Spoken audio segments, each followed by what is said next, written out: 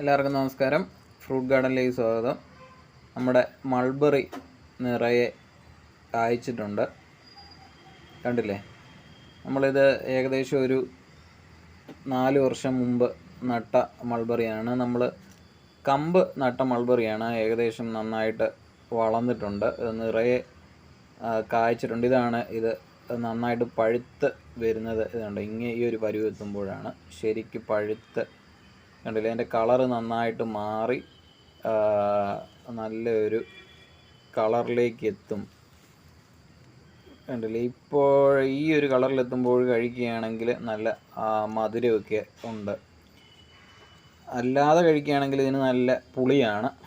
ഈ ചുമന്ന കളറിലൊക്കെ കഴിക്കുമ്പോൾ പുളിയാണ്. ഏകദേശം ആ ബ്ലാക്ക് കളറിലോട്ടൊക്കെ എത്തണം. അപ്പോൾ നല്ല മധുരമുള്ള ഇനം മൾബറിയാണ് ഇത്. നമ്മൾ പ്രധാനമായിട്ട് നൽകുന്ന വളമെന്ന് പറഞ്ഞാൽ നമ്മളിതിന് ചാണകപ്പൊടി മാത്രം ആണ് നൽകുന്നത്. അങ്ങനെ ഒരുപാട് വളമൊന്നും പ്രത്യേകിച്ച് ഈ മൾബറിക്ക് നൽകുന്നൊന്നുമില്ല. ചാണകപ്പൊടിയാണ് നമ്മളിട്ട് നൽകുന്നത്. കണ്ടില്ലേ?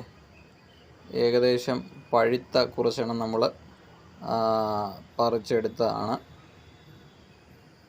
നിറയെ കായ്ച്ചിട്ടുണ്ട്. ഇതൊന്നും പരുവമായിട്ടില്ല, വിളഞ്ഞ് പഴുത്തിട്ടില്ല. ഈ ഒരു കളറിലാകുമ്പോഴാണ് ശരിക്ക് വിളഞ്ഞ് പഴുക്കുന്നത്. കണ്ടില്ലേ? ഇതാണ് നമ്മുടെ മൾബറി.